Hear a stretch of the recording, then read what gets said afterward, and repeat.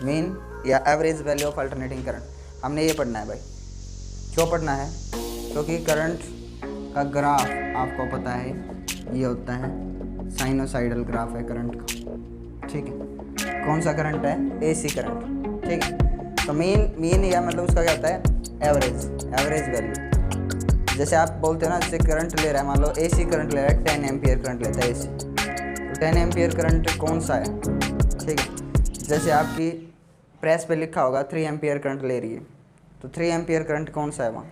क्योंकि आप देखो करंट की वैल्यू देखो हर टाइम पे यहाँ अलग है, यहाँ अलग है, और यहाँ अलग है, और यहाँ वाली है मैक्सिमम, यहाँ वाली, तो इसको बोलते हैं पीक वैल्यू इस टाइम पे, ठीक है। अब यहाँ कितना टाइम होता है, यहाँ जब आपको पता होगा, जब मैंने एसएचएम आपको समझाया था उस टाइम पे कि इसका मोशन कैसा है, सिंपल हार्मोनिक मोशन है। यानी कि जब ये पीक वैल्यू पे होगा, ये रेडियस वेक्टर है ये वाला ए, ठीक है, इसकी इक्वेशन क्या होगी? तो यहाँ कितना एंगल ट्रेस हो रहा है कुछ टाइम में, ओमेगा टी, टी टाइम, यहाँ 0 टाइम, आफ्टर टी टाइम कितना एंगुलर डिस्प्लेसमेंट हुआ थीटा, और थीटा क्या हो जाएगा? Omega T. तो ये वाई डिस्प्लेसमेंट है इसका एट एनी टाइम टी। तो ये आप इसको करंट मान सकते हो। मान लो करंट है वो ऐसे ऑसिलेट कर रहा है, तो मैंने बताया था ये पार्टिकल पी है और फुट ऑफ परपेंडिकुलर पे ये पार्टिकल क्यू है। तो क्यू का जो मोशन है वो तो मेन पोजीशन के अबाउट आगे पीछे या ऊपर नीचे क्या है? SHM, simple harmonic motion. और पी का मोशन कैसा है? सर्कुलर। तो जब इसको ये कंप्लीट टाइम कितना लेता है? T, capital T. एक चक्कर में कितना टाइम ले लेता है P particle? Capital time T. तो यहाँ तक पी की वैल्यू तक पहुँचेगा तो एंगल तो हमें पता है कितना ट्रेस होगा, पाई/2, और यहाँ टाइम कितना हो जाता है? T/4। इसके लिए टाइम यहाँ तक एंगल कितना ट्रेस होगा? पाई 180 डिग्री, और टाइम कितना रहेगा? T/2। यानी कि जब ये यहाँ पहुँच गया ना, यहाँ मैक्सिमम पे यहाँ टाइम कितना है पता है? यहाँ टाइम है T/4। और जब वापस 0 आ गया, एक चक्कर कंप्लीट कर लिया, आधा इस नहीं मानो, हाफ साइकिल कंप्लीट कर लिया, तो हाफ साइकिल का यहाँ जब 0 हो गया मेन पोजीशन पे, तो यहाँ टाइम पीरियड कितना हो जाता है? T/2। आ रहे समझ में? अब जब ये वापस यहाँ आ जाएगा, यहाँ मैक्सिमम पे, नेगेटिव मैक्सिमम, यहाँ T/4 कितना हो जाएगा? 3T/4, नेगेटिव मैक्सिमम पे 3T/4, समझ में रहा है? और यहाँ फिर वापस आने पे 0 मेन पोजीशन पे, यहाँ टोटल टाइम कितना लगा? कैपिटल टी, समझ में रहा है? फेजेस भी मैंने आपको बताया था, इस तरह से इसके फेज चेंज होते हैं। और अगर आप इसको करंट मानो, at any time instant current I, इस क्षण टी टाइम, छोटे टी टाइम पे करंट क्या है ये मान लिया हम आई, तो इसकी इक्वेशन क्या हो जाएगी? I0 sin omega T. EMF की भी इक्वेशन ये होती है भाई, हाँ, E = E0 sin omega T. क्या मान लो, अगर इसको ईएमएफ वेक्टर मानते हो आप, ईएमएफ वेक्टर ऐसे घूम रहा है, तो ये EMF at any time instant EMF, तो ईएमएफ ये परपेंडिकुलर और अपॉन में क्या है? हाइपोटेनियस। किसका फॉर्मूला होता है? Sine theta. और वहाँ से क्या आ जाएगा? E = E0 sin omega T. समझाई थी इक्वेशन? अब मीन और एवरेज वैल्यू हम क्यों निकाल रहे हैं? क्योंकि हमारे जो जितने भी अप्लायंसेज हैं, बिजली के उपकरण अपने, उन पे सभी पे एक वैल्यू कोट की जाती है कि इतना करंट लेगी, इतना ये वोल्टेज लेगी। आप बल्ब लेके आओ भले मार्केट से 10 रुपये वाला, उसके ऊपर भी कोट होता है कि 220 वोल्ट पे काम करेगा और कितना करंट लेगा, वो सारी चीज़ें उस पर मैंशन होती हैं। तो वो कौन सी वैल्यू है?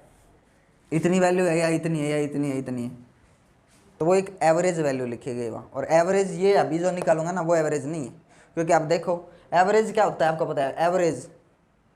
और इसका एवरेज क्यों नहीं निकल सकता? इसका एवरेज देखो, आप इसको पॉजिटिव साइकिल मानोगे, इसको नेगेटिव, जितना पॉजिटिव उतना नेगेटिव पूरे टाइम का, तो एवरेज क्या हो गया? 0। इसलिए इसका एवरेज नहीं मानते हम। एक कंप्लीट साइकिल का कैपिटल टी टाइम के लिए एवरेज 0 हो जाएगा।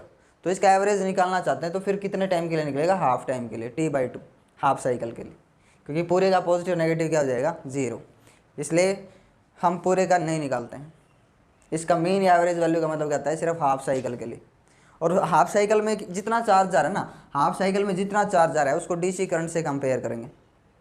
डीसी करंट उतने ही टाइम में जितना चार्ज भेज रही होगी, जितना चार्ज ये भेज रहा होगा, उससे कंपेयर किया हमने सेम टाइम पे। डीसी करंट कितना काम कर देगी उतने टाइम में, ठीक है, उसकी टेंशन मतलब। तो हम पहले यूँ समझना है आपको, हमने मीन या एवरेज वैल्यू क्यों निकाली, कंप्लीट साइकिल के लिए क्यों नहीं निकाली?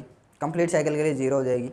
और जो आपकी, मैंने बोला आपके अप्लायंसेज होते हैं, आपके प्रेस है, आपका कूलर है, हीटर है, उनके ऊपर जो करंट की वैल्यू लिखी होती है ना, इतना करंट लेगा 5 एम्पियर लेगा, वोल्टेज इतनी लेगा 220 वोल्ट, तो ये कौन सी वैल्यू है पता है? ये एवरेज वैल्यू नहीं है, ये RMS वैल्यू है, VRMS और IRMS। Root mean square value of alternating current. RMS value है, एवरेज वैल्यू नहीं लिखा होता, क्योंकि RMS वैल्यू कंप्लीट एक साइकिल के लिए निकलता है और एवरेज वैल्यू सिर्फ हाफ साइकिल के लिए निकलता है। तो which is more accurate? Complete एक साइकिल का वर्क डन, समझ में? तो जो आपके अप्लाइंसेस पे वैल्यू कोटिंग होती है वो RMS वैल्यू होती है, करंट की RMS और वोल्टेज की भी RMS वैल्यू। तो RMS वैल्यू हम बाद में सीखेंगे, पहले मीन या एवरेज वैल्यू निकालते हैं इसकी। सेम चीज़ रहेगी EMF के लिए, ये अल्टरनेटिंग करंट है, अल्टरनेटिंग EMF भी तो ऑसिलेट कर रहा है ना, क्योंकि देखो आप EMF कभी 0 होगा, कभी वोल्टेज इसका जो है 20, 40, 50 ऐसे 300, 311। हमारे घर में जो आती है ना EMF वो 220 नहीं है, उसकी पीक वैल्यू कुछ और है, और वो पीक वैल्यू भी निकालना सिखाऊंगा आपको, कितनी पीक वैल्यू है। आ रहा है समझ में? हाँ,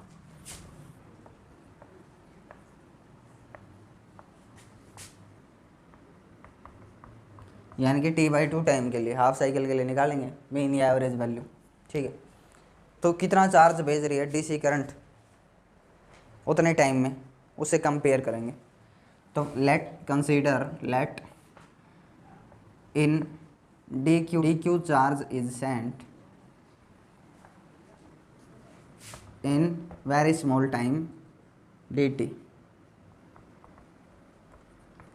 ठीक है। DQ चार्ज है, छोटा सा चार्ज कितने टाइम में? छोटे से टाइम में। तो उस टाइम पे करंट क्या मान लेते हैं, थोड़े से टाइम के लिए करंट सर्किट में क्या है वहाँ उतना कांस्टेंट, मतलब टाइम बदलता है तो करंट वैसे वैसे बदल रहा है। अल्टरनेटिंग करंट का ग्राफ यही तो था, मैंने आपको समझाया, जैसे जैसे टाइम बढ़ेगा वैसे वैसे करंट बदल रहा है। लेकिन फॉर वेरी स्मॉल टाइम हम करंट क्या मानेंगे, उस टाइम पे क्या है, कांस्टेंट, नहीं बदल रहा है। तो dQ/dt क्या होगा? dQ/dt किसका फॉर्मूला है? करंट। तो चार्ज कैलकुलेट करना है आपने, तो क्या हो जाएगा I/dt। इंटीग्रेट कर दो इसको, 0 से कितने टाइम के लिए? हाफ टाइम के लिए। कितना चार्ज सेंट हुआ, हाफ साइकिल में कितना चार्ज गया, वही तो कैलकुलेट करना है। तो DQ मान लो कितना चार्ज गया हाफ टाइम में, Q चार्ज गया।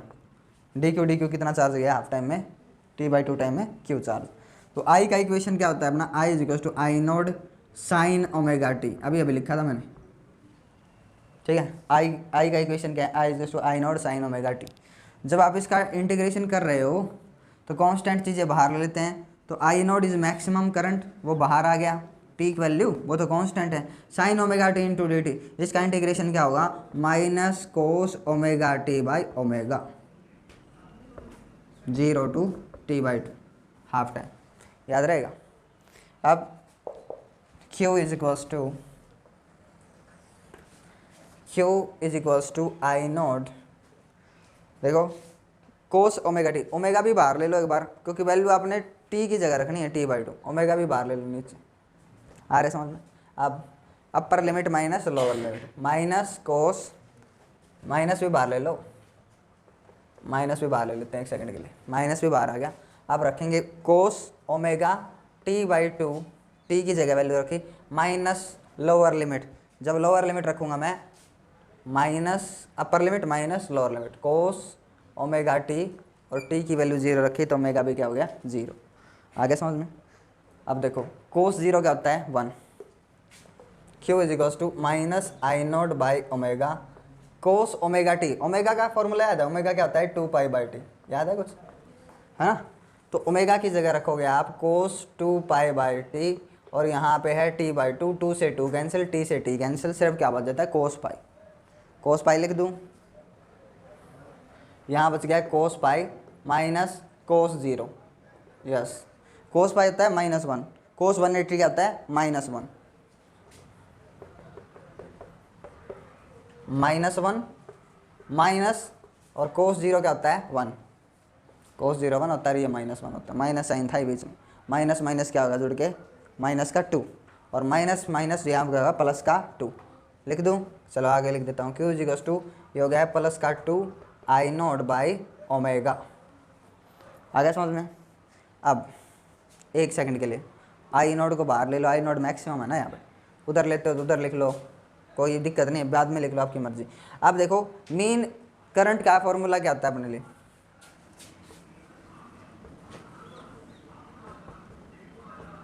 चार्ज, चार्ज क्या होगा, करंट इनटू में टाइम, याद है अभी अभी बोले मैंने, यही तो फॉर्मूला है same for mean. Mean current क्या हो जाएगा, charge is to total charge होगा वो क्या होगा, करंट इनटू में टाइम। कौन सा करंट है, मीन, मीन या एवरेज बोल सकता हूँ।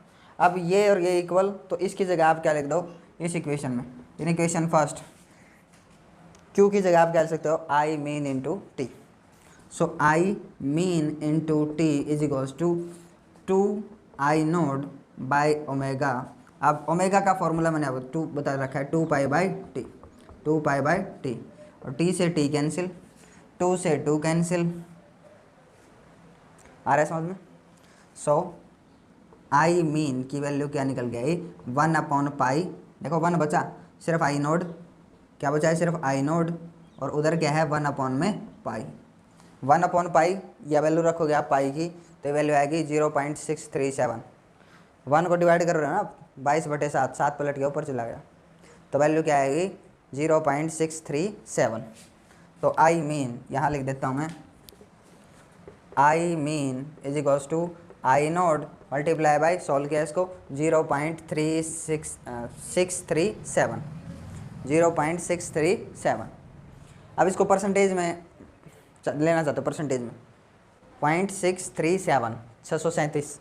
अब इसको परसेंटेज में कैलकुलेट करना चाहो, परसेंटेज में हो जाएगा ये 63.7%।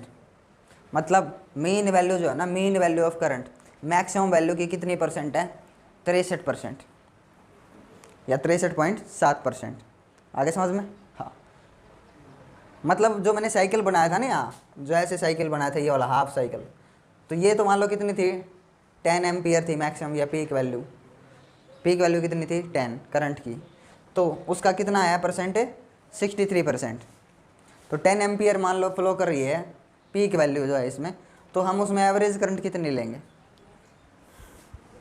6.3, 63% है, मतलब फिर कितना मानेंगे, इसमें कितना करंट फ्लो कर रहा है, 6.3 एम्पियर, और 10 तो क्या है इसकी पीक वैल्यू, समझ में है ना, हाँ क्लियर, हाँ ठीक है, कर दे साहब।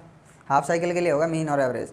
अब कैलकुलेट करते हैं, हाँ एक और चीज़, या मैंने आपको बोला था मीन और average value of alternating EMF, वो भी आ जाएगा। सिर्फ क्या करना है, आई इंटू आर मल्टीप्लाई कर दो, देखो इधर फॉर्मूला है अपना, I mean, I into R both side क्या मल्टीप्लाई कर दो, I into R. I into R किसका फॉर्मूला है, ईएमएफ, तो EMF I mean multiply R is equals to I node into R into 63.7%। तो ये बन जाएगा ईएमएफ, और ये मैक्सिमम ईएमएफ 63.7%, उतना ही ईएमएफ होगा। अगर आपसे पूछ ले डेरिवेशन फॉर एवरेज या mean value of alternating EMF, तो आप इसको भले शुरू में चेंज कर देना, आई को ई बाई आर लिखोगे आप यहाँ पे, ई नोड बाई आर, इसकी equation is goes to E node sine omega T, सारा डेरिवेशन वही चलेगा, या फिर लास्ट में इसको बदल सकते हो ईएमएफ वाले डेरिवेशन में, आर से मल्टीप्लाई कर दो, किसका डेरिवेशन बन गया ये, ईएमएफ का। आगे समझ में। अब करते हैं आरएमएस वैल्यू या virtual value of current.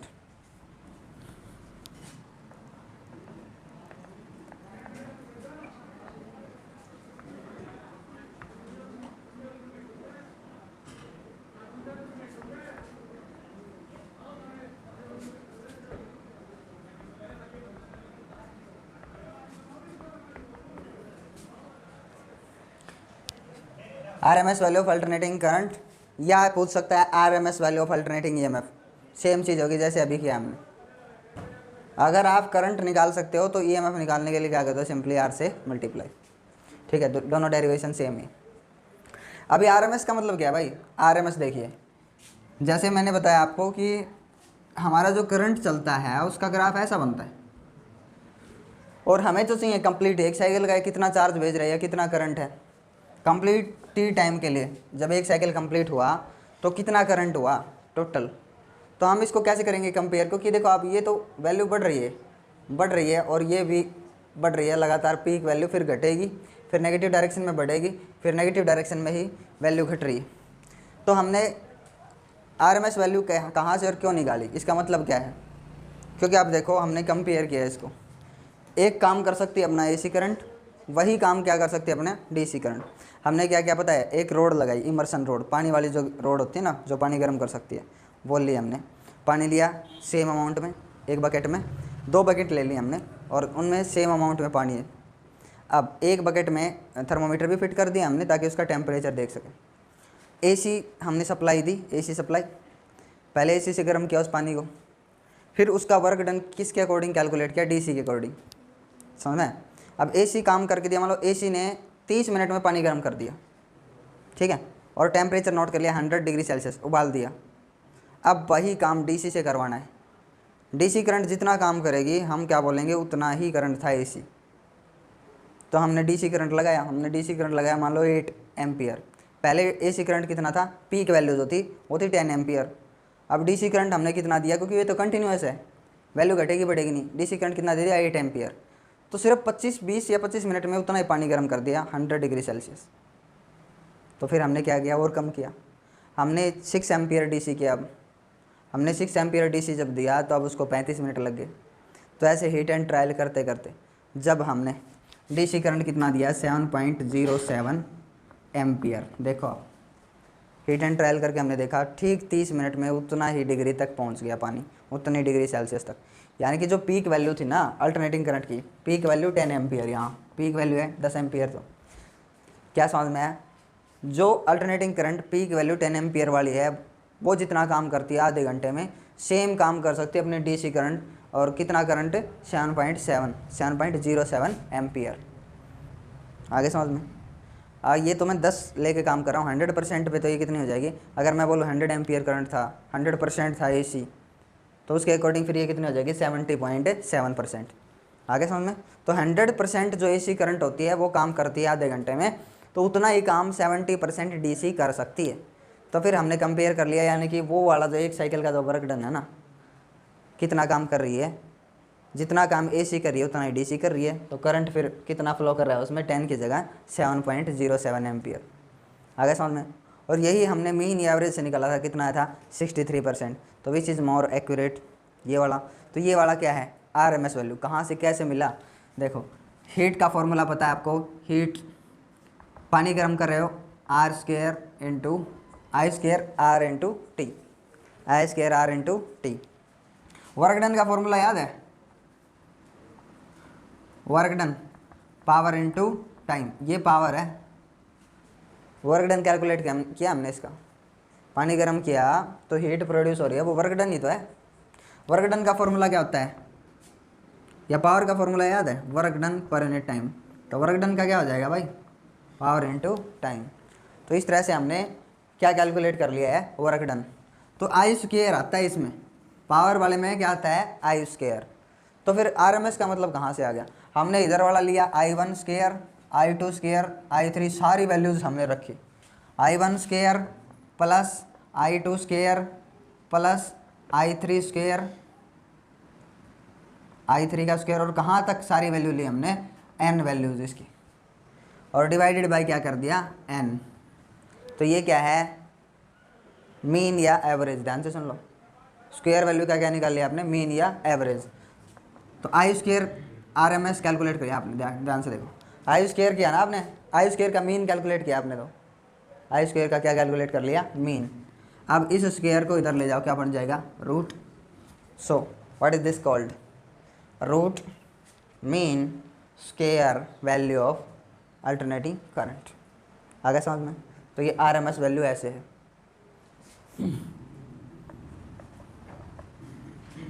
I² R into D T. dt time में DH थोड़ी सी हीट प्रोड्यूस होगी, और उस टाइम पे जितना करंट फ्लो कर रहा है उस टाइम पे dt टाइम पे वो क्या है, कांस्टेंट।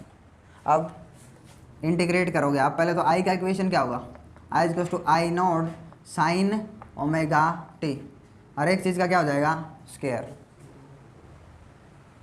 I का वैल्यू क्या है फॉर्मूले में, I0 साइन ओमेगा टी, तो I का स्क्वायर, इसका पूरे का क्या हो जाएगा, square into D T. Integration कर दो आप, कितना वर्क डन निकाल रहे हो टोटल एक साइकिल के लिए, 0 से t टाइम के लिए, 0 से यहाँ तक, यहाँ टाइम 0, यहाँ से वहाँ तक का टाइम कितना है, t, कंप्लीट एक साइकिल, हाफ साइकिल नहीं है। तो ds डूट के क्या बन जाएगा, h, और I0 sine square omega T. Integration I not तो बाहर चला गया, आई नॉट कांस्टेंट है, कांस्टेंट का इंटीग्रेशन नहीं होगा, बाहर ले लिया। साइन स्क्वायर ओमेगा टी वाले को एक सिंपल फंक्शन में कन्वर्ट करिए।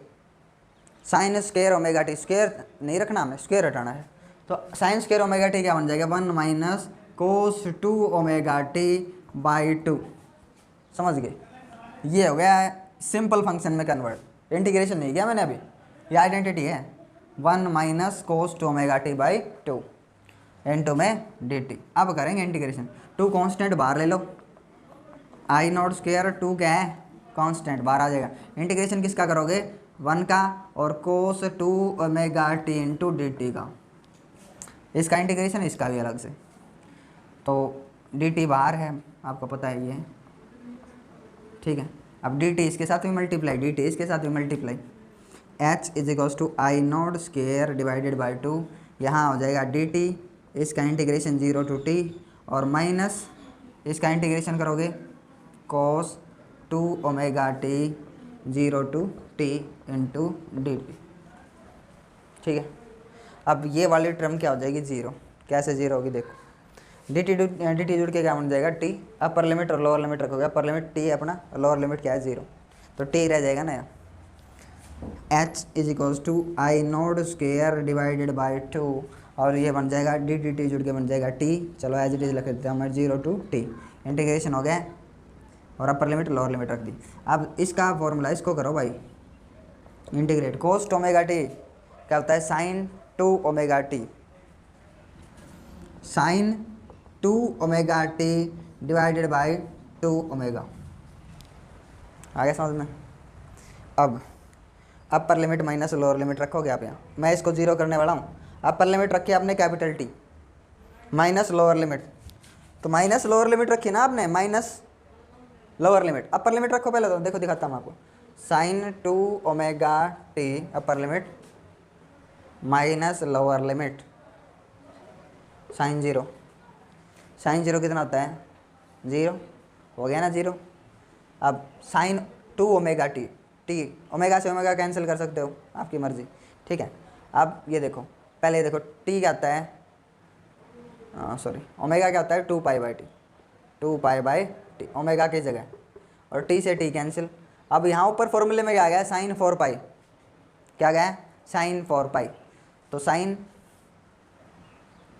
2 पाई, ध्यान से सुन लो, साइन पाई होता है 0, साइन 0 भी 0, और साइन पाई भी क्या होता है 0, कोस पाई होता है -1, समझ में ना, साइन पाई 0, 2 पाई 0, 3 पाई 0, 4 पाई भी क्या होगा 0, आगे समझ में।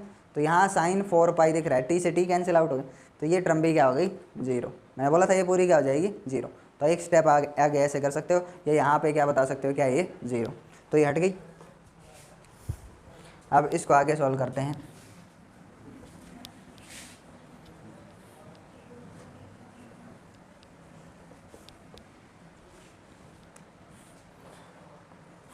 This H is converted into work done, ऐसे बोल सकता हूँ, और फॉर्मूला है I not square divided by 2 into t, बस यही तो बचा, ये तो टर्म 0 हो गई पूरी, आगे समझ में। अब मीन या एवरेज के लिए, for mean value of current,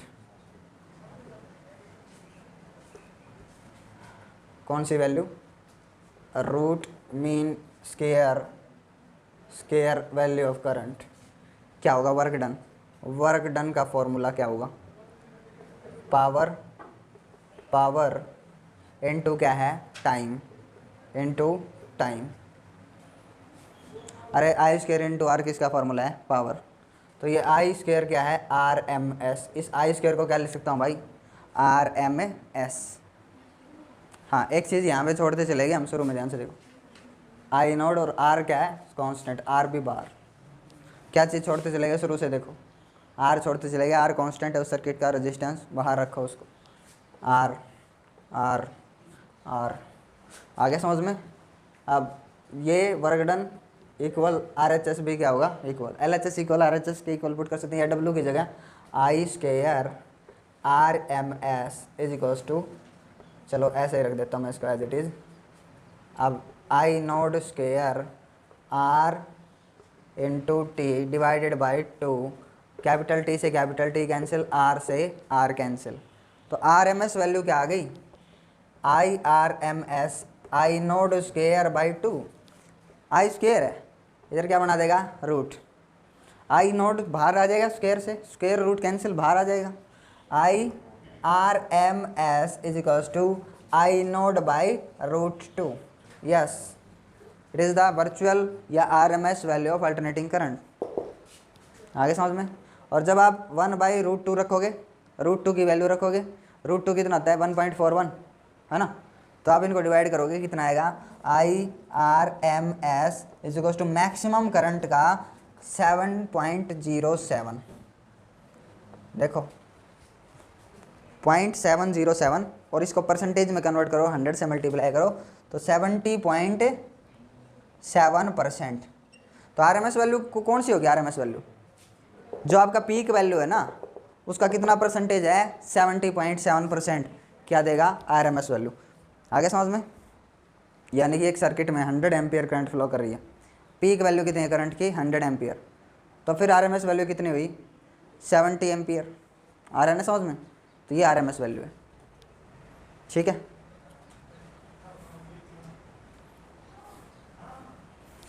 अब देखो अपने घरों में जो करंट आ रही है या ईएमएफ आ रही है, आप इसको ईएमएफ में भी कन्वर्ट कर सकते हो, I into R E M F, I into R maximum EMF, वही ईएमएफ के लिए बन जाएगा।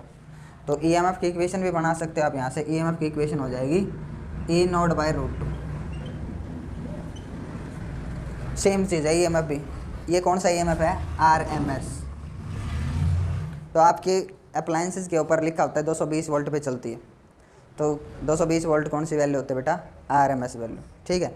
तो मतलब अपने घरों में कितनी आती होगी फिर, आप 220 वोल्ट लिखते हो अप्लाइंसेस के ऊपर तो घर में तो ज़्यादा आती होगी, क्योंकि पीक वैल्यू ज़्यादा है ना करंट की या ईएमएफ की, तो कितनी आती है वो। देखो अपने वोल्टेज लिखा होता है आर एम एस 220, ठीक है। तो फिर मैक्सिमम कितना होगा, maximum EMF R M S multiply by √2, R M S voltage multiply by √2, तो पीक वैल्यू कितनी आएगी पता है, √2 की वैल्यू रखो 1.41 और ये वैल्यू आएगी 311 वोल्ट, समझ गए, 311 वोल्ट। तो 311 वोल्ट आती है अपने घर में पीक वैल्यू ऑफ ईएमएफ, ठीक है। और इससे आप इसकी इक्वेशन भी बना सकते हो, इंडिया में ईएमएफ की equation is equals to A naught sine omega T. तो ओमेगा की एंगुलर फ्रीक्वेंसी, और इंडिया में 1 सेकंड में 50 बार करंट ऐसे जाता है, 50 बार ऐसे, 50 बार ऐसे, तो फ्रीक्वेंसी कितनी हुई 50 हर्ट्ज़। कितनी फ्रीक्वेंसी इंडिया में 50 हर्ट्ज़। तो ईएमएफ की equation E node 311 sign omega T, sine omega formula क्या होता है, ओमेगा क्या होता है 2π/T, और अपॉन टी को आप क्या लिख सकते हो फ्रीक्वेंसी न्यू। तो 2π50 तो 100π, तो 100π इंटू टी, ये अपनी इंडिया की इक्वेशन होगी भाई, समझ में आएगा ईएमएफ की। सेम ऐसे ही आप यूएसए के लिए निकाल सकते हो। यूएसए में पता है अपने इंडिया में 50 हर्ट्ज़ है फ्रीक्वेंसी, यूएसए के लिए है, अमेरिका के लिए 60 हर्ट्ज़। अपने यहाँ के इक्विपमेंट वहाँ काम नहीं करेंगे अगर आप वहाँ जा रहे हो तो, चार्जर को छोड़ के, क्योंकि चार्जर पे कोटिंग होती है, लिखा होता है देख लेना 50 हर्ट्ज़ से 60 हर्ट्ज़ तक, कोई भी चार्जर देख लो उठा करके। तो चार्जर 50 हर्ट्ज़ से 60 हर्ट्ज़ तक काम करता है। बाकी घर के जितने भी अप्लायंसेज हैं उपकरण वहाँ फेल, आपका कूलर पंखा कुछ काम नहीं करेगा, फ्रिज वगैरह, क्योंकि वहाँ के उपकरण कितने हर्ट्ज़ पे काम करते हैं 60 हर्ट्ज़ पे, समझ में आएगा। तो फिर वहाँ के लिए इक्वेशन क्या होगा पता है, वहाँ वोल्टेज कम आती है, वहाँ पीक वैल्यू अलग होगी, वहाँ आर एम एस वैल्यूज होगी ना यूएसए के लिए। यूएसए में आर एम एस वैल्यू मानी गई है R M S value of voltage 110 volt, जितने भी उपकरण हैं उनके 110 वोल्ट पे चलते हैं, इंडिया से आधे वोल्टेज अपने से, ठीक है। फ्रीक्वेंसी 2π और फ्रीक्वेंसी है 60 हर्ट्ज़, तो ओमेगा क्या हो गया इनका 120π, ठीक है।